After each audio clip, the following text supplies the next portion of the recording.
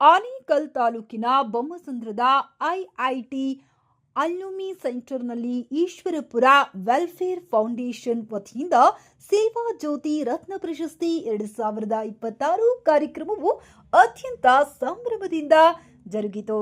ಸಮಾಜ ಸೇವೆ, ಶಿಕ್ಷಣ, ಕ್ರೀಡೆ ಹಾಗೂ ಇತರೆ ಕ್ಷೇತ್ರಗಳಲ್ಲಿ ವಿಶಿಷ್ಟ ಸಾಧನೆ ಮಾಡಿದ ಸಾಧಕರನ್ನ ಗುರುತಿಸಿ ಈ ಪ್ರತಿಷ್ಠಿತ ಪ್ರಶಸ್ತಿಯನ್ನ ನೀಡಿ ಗೌರವಿಸಲಾಯಿತು. ಈ ಕಾರ್ಯಕ್ರಮದಲ್ಲಿ ಸಾಂಪ್ರದಾಯಿಕ ಹಾಡು ಹಾಗೂ ಕಲಾಪಗಳು ಮೂಡಿಬಂದವು. ದೀಪ ಬೆಳಗಿಸುವುದರ ಮೂಲಕ ಉದ್ಘಾಟನೆಗೊಂಡ ಈ ಸಮಾರಂಭದಲ್ಲಿ ರಾಜ್ಯ ಹಾಗೂ ರಾಷ್ಟ್ರಮಟ್ಟದ ಗಣ್ಯರು ಮುಖ್ಯ ಅತಿಥಿಗಳಾಗಿ ಭಾಗವಹಿಸಿದ್ದರು. ಮಾಜಿ ವಿಧಾನ ಪರಿಷತ್ ಸದಸ್ಯರಾದ ಶ್ರೀ ದಯಾನಂದ ರೆಡ್ಡಿ, ಭಾರತೀಯ ನೌಕಾಪಡೆಯ ಕ್ಯಾಪ್ಟನ್ ಭೀಷ್ಮಕುಮಾರ್ ನಿರ್ಮಲ್, ಚಲನಚಿತ್ರ ನಟ Shri Bhargav BV, para throwball team India captain Shrimati Renuka Srinivas ಹಾಗೂ ರಾಷ್ಟ್ರೀಯ ಬ್ಯಾಡ್ಮಿಂಟನ್ ಚಾಂಪಿಯನ್ ಕುಮಾರಿ ಶಿಖಾ ಗೌತಮ್ ಅವರು ಮುಖ್ಯ ಅತಿಥಿಗಳಾಗಿ ಆಗಮಿಸಿ ಕಾರ್ಯಕ್ರಮಕ್ಕೆ ಮೆರುಗು ತಂದರು. ಫೌಂಡೇಶನ್ನ ಸಂಸ್ಥಾಪಕರಾದ ಕ್ಯಾಪ್ಟನ್ ಜಯರಾಮ್ ಸಿಂಗ್ ಮತ್ತು ಪದಾಧಿಕಾರಿಗಳು ಸಂಸ್ಥೆಯ ಉದ್ದೇಶ ಹಾಗೂ ಸಮಾಜ ಕಲ್ಯಾಣ ಕಾರ್ಯಗಳ ಕುರಿತು ಸಭೆಗೆ ವಿವರವಾದ ಪರಿಚಯ ನೀಡಿದರು. ತದನಂತರ ನಡೆದ ಮುಖ್ಯ ಘಟ್ಟವಾದ ಪ್ರಶಸ್ತಿ ಪ್ರದಾನ ಸಮಾರಂಭದಲ್ಲಿ ವಿವಿಧ ಕ್ಷೇತ್ರಗಳಲ್ಲಿ ಗಣನೀಯ ಸಾಧನೆ ಮಾಡಿರುವ ಸಾಧಕರಿಗೆ ಸೇವಾ ಜ್ಯೋತಿ ರತ್ನ 2026 ಪ್ರಶಸ್ತಿ ನೀಡಿ ಗೌರವಿಸಲಾಯಿತು. ಪ್ರಶಸ್ತಿ ಪ್ರದಾನ ಸಮಾರಂಭದಲ್ಲಿ ಸಮಾಜದ ಉದ್ಧಾರಕ್ಕಾಗಿ ಶ್ರಮಿಸಿದವರಿಗೆ ಸಮುದಾಯ ಸೇವೆ, ಶಿಕ್ಷಣ ಕ್ಷೇತ್ರದಲ್ಲಿ ಗಣನೀಯ ಸೇವೆ ಸಲ್ಲಿಸಿದವರಿಗೆ ಶಿಕ್ಷಣ ಶ್ರೇಷ್ಠತೆ, ಆರೋಗ್ಯ ಕ್ಷೇತ್ರದಲ್ಲಿ ವಿಶಿಷ್ಟ ಸಾಧನೆ ಮಾಡಿದವರಿಗೆ ಆರೋಗ್ಯ ಮತ್ತು ಸ್ವಾಸ್ಥ್ಯ ಸಮಾನತೆಗಾಗಿ ಹೋರಾಡಿದ ಸಾಧಕರಿಗೆ ಸಾಮಾಜಿಕ ನ್ಯಾಯ, ಹಸಿರು ಉಳಿವಿಗೆ ಶ್ರಮಿಸಿದವರಿಗೆ ಪರಿಸರ ಸಂರಕ್ಷಣೆ, ಯುವಕರ ನಾಯಕತ್ವ ಗುಣ ಬೆಳಕಿಗೆ ತಂದವರಿಗೆ ಯುವ ಸಬಲೀಕರಣ ಹಾಗೂ ಮಹಿಳೆಯರ ಅಭಿವೃದ್ಧಿಗೆ ಶ್ರಮಿಸಿದವರಿಗೆ ಮಹಿಳಾ ಸಬಲೀಕರಣ ಮತ್ತು ಸಮಾಜಕ್ಕೆ ದೀರ್ಘಕಾಲೀನ ಸೇವೆ ಸಲ್ಲಿಸಿದ ಹಿರಿಯರಿಗೆ ಜೀವಮಾನ ಸಾಧನೆ ಮುಂತಾದ ಪ್ರಮುಖ ವಿಭಾಗಗಳಲ್ಲಿ ಸಾಧಕರಿಗೆ ಪ್ರಶಸ್ತಿಗಳನ್ನು ವಿತರಿಸಲಾಯಿತು. ಕಾರ್ಯಕ್ರಮದಲ್ಲಿ ಪಾಲ್ಗೊಂಡಿದ್ದ ಮುಖ್ಯ ಅತಿಥಿಗಳು ತಮ್ಮ ಅನಿಸಿಕೆಗಳನ್ನು ಹಂಚಿಕೊಳ್ಳುತ್ತಾ ಸಮಾಜದ ಒಳಿತಿಗಾಗಿ ಶ್ರಮಿಸುತ್ತಿರುವ ಸಂಸ್ಥೆಯ ಕಾರ್ಯವನ್ನು ಕೊಂಡಾಡಿದರು ಮತ್ತು ಯುವ ಜನತೆಗೆ ಸ್ಫೂರ್ತಿದಾಯಕ ಸಂದೇಶಗಳನ್ನು ನೀಡಿದರು. ಎಷ್ಟು ಜನ ಎಂಜಿನಿಯರ್ಸ್ ಅನ್ಎಂಪ್ಲಾಯ್ಮೆಂಟ್ ಅಲ್ಲಿದ್ದಾರೆ, ಎಷ್ಟು ಜನ ಎಂಜಿನಿಯರ್ಸ್ ಬಗ್ಗೆ ಮಾತಾಡ್ತೀನಿ, ಬಾಕಿದೆಲ್ಲ ಬಿಡಿಬೇಕು. Engineers, those who paid lakhs of rupees, passed out their engineering. How many of them in unemployment, and 3 times more than the unemployment, the underemployment. I always say, last time I told the students, the unemployment kills one family because the person is unemployed. He kills his family. Underemployment kills 2 families and 1 organization. ಯಾವಾಗ engineer student ಹೋಗಿ ಕಾಲ್ ಸೆಂಟ್ರಲ್ಲಿ ಕೂತ್ಕೋತಾನೆ ಅಥವಾ ಯಾವುದೋ ಒಂದು D group ಕೆಲಸಕ್ಕೆ ಸೇರ್ತಾನೆ. ಇವತ್ತು UPಯಲ್ಲಿ ನೋಡಿದೆ, government ಕೆಲಸ ಕಾಲ್ ಮಾಡಿದ್ರೆ ಡಿ ಗ್ರೂಪ್ಗೆ PhD ಸ್ಟೂಡೆಂಟ್ಸ್ ಆರ್ ಅಪ್ಲೈ. ಅಲ್ಲಿ the actual PhD student go and do the D group job in the government, and the fake PhD certificate holder getting a job as a professor. Today you can see the newspaper. Hi, I am Dr. Jairam Singh, the founder and chairman of this NGO Ishwarpura Welfare Foundation. This Ishwarpura Welfare Foundation is basically dedicated to education, and particularly education to children's, those who are under 5 or less than 10 years of experience, means working this one. So the thing is, why we are focusing on child educations, because children are the roots. If they will grow properly, our society, our nation will grow properly. So we are focusing on children's educations, and then followed by women empowerment, because we have to also support our lady who are taking care of the entire children's family, and they have a big contribution to the society. So our NGO motto is to take care of child educations, empower them, and empower our women's ladies also who are supporting to our this one. In our NGO, we have 10 people that they are working as a jury persons, because of course I am a chairman and founder of this NGO, but I am not running this NGO alone. Whatever points we are receiving from schools or other institutions or society people, corporator and all, we are sharing these information to everyone. We are sitting together and discussing how such kind of problems what they have raised can be solved.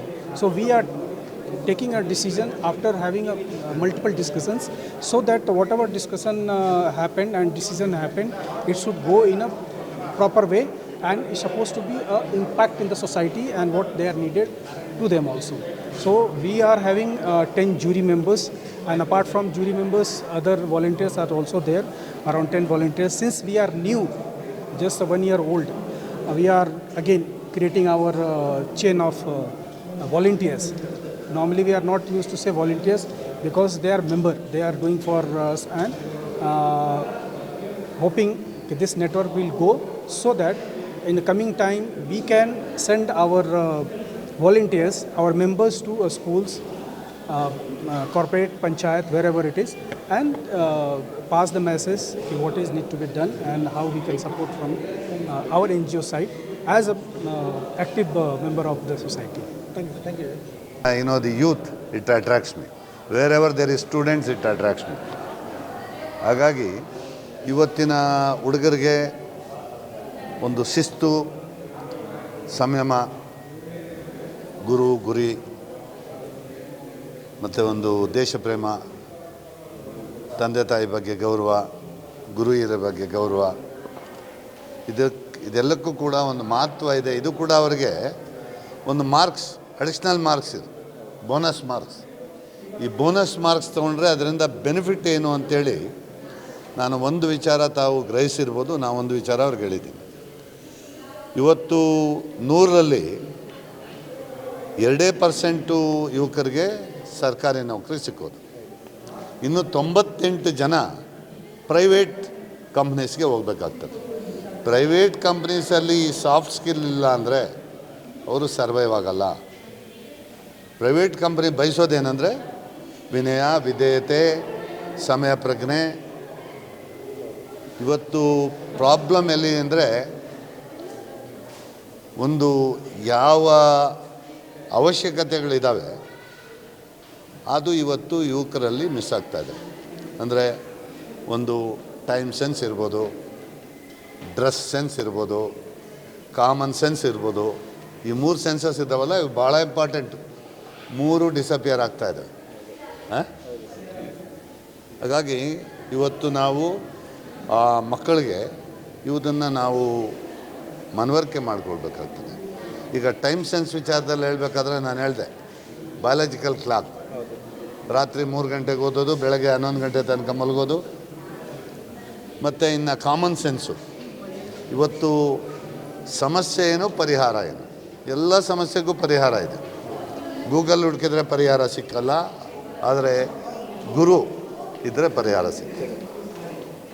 ಗೂಗಲಲ್ಲಿ ಏನಾಗ್ತದೆ, ಒಬ್ಬೊಬ್ಬರು ಒಂಥರ ಹೇಳ್ತಾರೆ. Google ಯಾರ್ಯಾರು ಏನು ಹೇಳಿರ್ತಾರೆ ಅದನ್ನೆಲ್ಲ ಕೂಡ ನೀವು 10 ಯೂಟ್ಯೂಬ್ ನೋಡಿದ್ರೆ ಒಂದೇ ವಿಚಾರಕ್ಕೆ ನೀವು ಕನ್ಫ್ಯೂಸ್ ಆಗ್ತೀರ ವಿನಃ ಕನ್ವಿನ್ಸ್ ಆಗಲ್ಲ.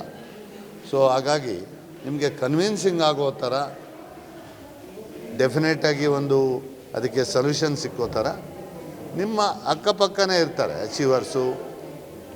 ನಿಮ್ಮ ಅಕ್ಕಪಕ್ಕದಲ್ಲೇ ಏನೋ ಒಂದಷ್ಟು ಜ್ಞಾನ ಇಟ್ಕೊಂಡಿರೋರು ಇರ್ತಾರೆ. ಅವ್ರ ಹತ್ರ ಹೋಗ್ಬೇಕಾಗ್ತದೆ. ಅವ್ರನ್ನ ಒಂದು ನಾವು ಕಷ್ಟ ಬಂದಾಗ ಅವರ ಒಂದು ಇದನ್ನು ಸಲಹೆ ಸೂಚನೆಗಳನ್ನ ಪಡ್ಕೊಂಡು ಮುಂದೆ ಹೋಗುವಂಥ ಒಂದು ಪರಿಪಾಠವನ್ನು ಬೆಳೆಸ್ಕೋಬೇಕು. ಇವತ್ತೆಲ್ಲ ಇಂಡಿವಿಜುವಾಲಿಟಿ. ಸಮಸ್ಯೆ ಬಂತ ಗೂಗಲ್ ಇರ್ತಾರೆ, ಗೂಗಲಲ್ಲಿ ಬಂದಂಥ ಒಂದು ಇದನ್ನು ಟ್ರೈ ಮಾಡ್ತಾರೆ, ಅದು ಒಂದು ಕ್ಲಿಕ್ ಆಗಲ್ಲ, ಫೇಲ್ಯೂರ್ ಆಗ್ತದೆ. ಅವಾಗೇನಾಗ್ತದೆ, ಡಿಪ್ರೆಷನ್ಗೆ ಹೋಗ್ತಾರೆ, ಜೀವನ ಹಾಳು ಮಾಡ್ತಾರೆ. ಹಾಗಾಗಿ ಇವತ್ತು ಈ ರೀತಿಯ ಒಂದು ಸಭೆ ಸಮಾರಂಭಗಳಿಗೆ ಇವತ್ತು ವಿದ್ಯಾರ್ಥಿಗಳು ಬಂದಿರತಕ್ಕಂಥದ್ದು ಭಾಳ ಸಂತೋಷದ ವಿಚಾರ. ಅವರು ಇವತ್ತು ಹಿರಿಯರಿಂದ ಏನಾದರೂ ಒಂದು ಸಂದೇಶವನ್ನು ಪಡ್ಕೊಂಡ್ರೆ ಅದನ್ನು ತಮ್ಮ ಜೀವನದಲ್ಲಿ ಅಳವಡಿಸ್ಕೊಳ್ಳುವಂಥ ಇವತ್ತು ಸಹೋದರ ರೇಣುಕಾದವರು ಎಂಥ ಒಂದು ನುಡಿಮುತ್ತುಗಳು, ಆ ನುಡಿಮುತ್ತುಗಳನ್ನ ಕೇಳಿಸ್ಕೊಂಡು ಅದರಲ್ಲಿ ಯಾವುದಾದ್ರು ಒಂದು ವಿಚಾರವನ್ನು ಅಡಾಪ್ಟ್ ಮಾಡಿಕೊಂಡ್ರೆ ಸಾಕು. ಸಹೋದರಿ ಪ್ರತಿಭಾ ಅವರೊಂದು ಈ ಒಂದು ಸಮಾಜದಲ್ಲಿ ಇಷ್ಟೊಂದು ಉನ್ನತ ಸ್ಥಾನಕ್ಕೆ ಕೇಳಬೇಕಾದ್ರೆ ಅವರಿಗೆ ಒಂದು ಕಮಿಟ್ಮೆಂಟು, ಅವ್ರಿಗೆ ಒಂದು ಕಾನ್ಫಿಡೆನ್ಸು ಇವೆಲ್ಲ ಕೂಡ ಇದ್ದರೆ ಮಾತ್ರ ನಾವೇನಾದರೂ ಒಂದು ಸಾಧನೆ ಮಾಡೋಕ್ಕಾಗ್ತದೆ. ಫಸ್ಟು ನಮ್ಮ ಬಗ್ಗೆ ನಮಗೆ ಕಾನ್ಫಿಡೆನ್ಸ್ ಇರಬೇಕು, ನಮಗೆ ಕಮಿಟ್ಮೆಂಟ್ ಇರಬೇಕು, ನಮಗೆ ಆ ಕಮಿಟ್ಮೆಂಟ್ಗೆ ಒಂದು ಕನ್ಸಿಸ್ಟಿಂಗ್ ಎಫರ್ಟ್ ಇರಬೇಕು, ಆ ಕನ್ಸಿಸ್ಟೆನ್ಸಿ ಇರಬೇಕು.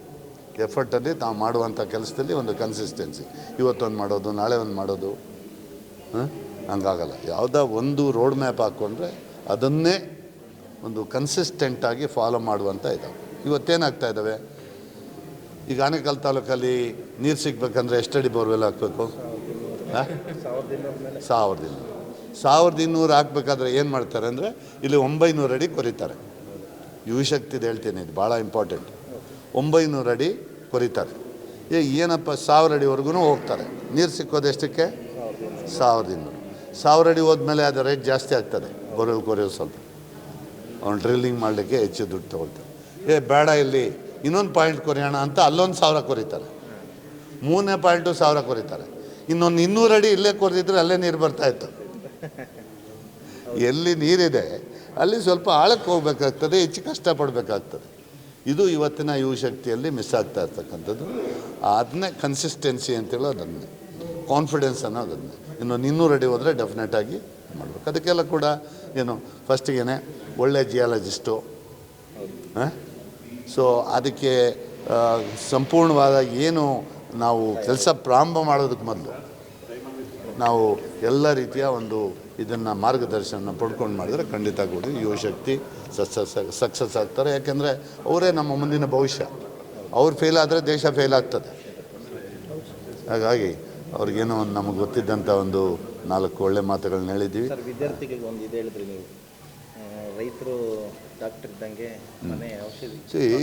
ಇವತ್ತು ಯಾಕೆ ಅವ್ರಿಗೆ ಆರೋಗ್ಯ ಹಾಳಾಗ್ತಾ ಇದೆ ಅಂದರೆ, ಇವತ್ತು 44 ಕೋಟಿ ಬಜ್ಜಿರ್ತಕ್ಕಂಥ ಜನ ದೇಶದಲ್ಲಿದ್ದಾರೆ. ಅದರಲ್ಲಿ 15% 19 ವರ್ಷಕ್ಕಿಂತ ಕೆಳಗಡೆ ಇರ್ತಕ್ಕಂಥ ಸ್ಟೂಡೆಂಟ್ ಇದ್ದಾರೆ. ಯಾಕೆ ಈ ಜಂಕ್ ಫುಡ್ಗೆ ಈಗ ಇದು ಫುಡ್ ಆ್ಯಂಡ್ ಸೇಫ್ಟಿ ಡಿಪಾರ್ಟ್ಮೆಂಟು ಈ ಸ್ಕೂಲು ಕಾಲೇಜ್ ಹತ್ರ 2019 ಇದನ್ನು ನೋಟಿಫಿಕೇಷನ್ ತಂದಿದ್ದಾರೆ. ಸ್ಕೂಲು ಕಾಲೇಜಿಂದ 50 ಮೀಟ್ರ್ ಒಳಗಡೆ ಜಂಕ್ ಫುಡ್ಡು ಮತ್ತು ಪ್ರೊಸೆಸ್ಡ್ ಜ್ಯೂಸಸ್ ಇಡಬಾರ್ದು ಅಂತ. ಆದರೆ ಇವತ್ತು ಆ ಸ್ಕೂಲು ಕಾಲೇಜು ಒಂದು ಹೈ ಪ್ರೊಫೈಲ್ ಕಾಲೇಜಸ್ ಏನು ನಡೀತವೆ, ಸ್ಕೂಲ್ಸ್ ಏನು ನಡೀತವೆ, ಆ ಕ್ಯಾಂಟೀನ್ ಒಳಗಡೆ ಇವೆಲ್ಲ ಸಿಗ್ತವೆ. ಹಾಗಾಗಿ ಅವ್ರಿಗೆ ಹೆಲ್ತ್ ಹಾಳು ಮಾಡ್ಕೋತಾ ಇದ್ದಾರೆ. ಅವ್ರು ಮಾಡಬೇಕಾಗಿರೋದು ಏನಂತ ಹೇಳಿದ್ರೆ, ಫಾರ್ಮರ್ ಇಸ್ ಯುವರ್ ಡಾಕ್ಟರ್. ರೈತ ಏನು ಬೆಳಿತಾನೆ ಅದನ್ನ ತಿನ್ನಿ. ಈ ಕೋಕ್ ಕುಡಿಯೋ ಬದಲು ಎಳ್ನೀರು ಕುಡೀರಿ, ಮಜ್ಜಿಗೆ ಕುಡೀರಿ. So kitchen is your pharmacy. ಆ ಕಿಚನಲ್ಲಿ ಏನು ಇಡಬೇಕು, ನೀವು ಶಾಪ್ಗೆ ಹೋದರೆ ಏನು ಪರ್ಚೇಸ್ ಮಾಡ್ಕೊಂಬರ್ಬೇಕು. ಆಮೇಲೆ ಫುಡ್ ಈಸ್ ಯುವರ್ ಮೆಡಿಸನ್. ಹಾಗಾಗಿ ಎಲ್ಲ ಕೂಡ ನಮ್ಮ ಬಾಡಿ ಒಳಗಡೆ ಇದೆ ನಮ್ಮನ್ನು ಆರೋಗ್ಯವಾಗಿಡಲಿಕ್ಕೆ. ಸೊ ನಾನು 2 ವರ್ಷದಿಂದ ದಿನಕ್ಕೆ ಒಂದೇ ಸಲ ಊಟ ಮಾಡಿ ಇವತ್ತು ಗಟ್ಟಿ ಪುಷ್ಟವಾಗಿದ್ದೀನಿ ಅಂತ ಹೇಳಿದ್ರೆ, ಅದಕ್ಕೆ ಇನ್ನು ಇದು ಡಿಟೇಲ್ ಸಬ್ಜೆಕ್ಟು. ನೀವು ಇದಕ್ಕೆ ಅಂತಲೇ ಈ ಮಕ್ಕಳಿಗೆ ಒಂದು ಯಾವ ರೀತಿ ಇದು ಮಾಡಬೇಕು ಅಂತ ಒಂದು ಸೆಷನ್ ಇಡೋಣ. ಇದು ತುಂಬ ಲಾಂಗ್ ಇದಾಗ್ತದೆ, ಡಿಬೇಟ್ ಆಗ್ತದೆ. ಹಾಗಾಗಿ ತಮಗೆಲ್ಲರಿಗೂ ಕೂಡ ನಾನು ನನ್ನ ಒಂದು ಸಂದೇಶವನ್ನು ಯುವಕರಿಗೆ ತಲುಪಿಸುವಂಥ ಕೆಲಸ ತಾವು ಮಾಡ್ತಾಯಿದ್ದೀರಿ. ಎಲ್ಲ ಮಾಧ್ಯಮದವರಿಗೆ ನಾನು ಅಭಿನಂದನೆಗಳನ್ನು ಹೇಳಿ, ಇವತ್ತು ಈಶ್ವರಪುರ ಫೌಂಡೇಶನ್ ಅವರು ತುಂಬ ಒಂದು ಮಹತ್ ಕಾರ್ಯ ಮಾಡಿದ್ದಾರೆ. ಯಾವುದೋ ಬಿಹಾರದ ಒಂದು ಹಳ್ಳಿನಲ್ಲಿ ಪ್ರಾರಂಭ ಮಾಡಿದಂಥ ಈ ಒಂದು ಶಕ್ತಿ ದೇಶಾದ್ಯಂತ ಸಂಚಾರ ಮಾಡಿ ಇವತ್ತು ಆನೇಕಲ್ಗೂ ತನ್ನ ಬೆಳಲನ್ನು ಬಳಸಿಕೊಂಡು ಬಂದು ತುಂಬ ಅದ್ಭುತವಾಗಿ ಕಾರ್ಯಕ್ರಮವನ್ನು ಆಯೋಜನೆ ಮಾಡಿದ್ದಾರೆ.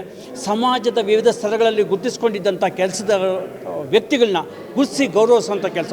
ಇದ್ರ ಜೊತೆಗೆ ಇವತ್ತು ನಾವು ವಿಶೇಷವಾಗಿ ಕಂಡಿದ್ದು ನೇವಿ, ಆರ್ಮಿ, ನೇವಿ, ಏರ್ಫೋರ್ಸಲ್ಲಿ ನೇವಿನಲ್ಲಿದ್ದಂಥ ಸುಮಾರು ಅಧಿಕಾರಿಗಳು ಇವತ್ತು ನಮ್ಮನ್ನೆಲ್ಲರನ್ನು ಉದ್ದೇಶಿಸಿ ಮಾತಾಡೋದು, ಅವ್ರ ಕಷ್ಟ ಸುಖ ಹಂಚ್ಕೊಂಡ್ರು. ಅಷ್ಟೇ ಅಲ್ಲ, ನಾವು ಯಾವ ರೀತಿ ಯೋಧರಂತೆ ಮಾಡಬೇಕು, ದೇಶದ ಶತ್ರುಗಳು ಬಾಹ್ಯ ಶತ್ರುಗಳಂತೆ ಆಂತರಿಕ ಶತ್ರುಗಳು ಹೆಚ್ಚಾಗಿದ್ದಾರೆ, ಇವರಿಂದಾಗಿ ದೇಶದ ಒಂದು ಆರ್ಥಿಕ ಸ್ಥಿತಿ ನಷ್ಟಕ್ಕೆ ಬರ್ತಿದೆ ಹಾಗೆ ಅಂತ ಹೇಳಿದರು. ಇದ್ರ ಜೊತೆಗೆ ಶಿಕ್ಷಣ, ಆರೋಗ್ಯ, ಉದ್ಯೋಗ ಇಂಥ ಎಲ್ಲದರ ಮೇಲೆ ಸಾಕಷ್ಟು ಜನ ಬೆಳಕು ಚೆಲ್ಲಿದ್ದಾರೆ. ನಮ್ಮ ಜವಾಬ್ದಾರಿಯನ್ನು ಅರಿತುಕೊಂಡು ಮನೆ ಊಟ ಮಾಡಿಕೊಂಡು ಆದಷ್ಟು ಜಂಕ್ ಫುಡ್ಸ್ನ ದೂರ ಮಾಡಿ ಆರೋಗ್ಯ ಉಳಿಸ್ಕೊಂಡು ಆರೋಗ್ಯವಂತ ಸಮಾಜ ಉಳಿಸೋಣ, ಆರೋಗ್ಯವಂತ ಆಲೋಚನೆಗಳು ಮಾಡೋಣ, ನಮ್ಮ ಕೈಯಲ್ಲಾದಷ್ಟು ಎಲ್ಲರಿಗೂ ಸಹಾಯ ಮಾಡೋಣ ಹಾಗೆ ಅಂತ ಹೇಳ್ತಾ ಎಲ್ರಿಗೂ ಒಳ್ಳೆಯದಾಗಲಿ. ಯಾವತ್ತೂ ಆನೆಕಲ್ಲು ದೇಶದಲ್ಲೇ ವಿಶ್ವದಲ್ಲೇ ಮಾದರಿಯಾಗಿದೆ ಎಲೆಕ್ಟ್ರಾನಿಕ್ ಸಿಟಿ ಮೂಲಕ. ಇನ್ನೂ ಬೇರೆ ಎಲ್ಲ ಸಾಮಾಜಿಕ ಕೆಲಸ ಕಾರ್ಯಗಳಲ್ಲೂ ಇದು ಮಾದರಿ ಆಗಬೇಕು ಹಾಗೆ ಅಂತ ಅಂದ್ಬಿಟ್ಟು ನಾನು ಬಯಸ್ತೇನೆ.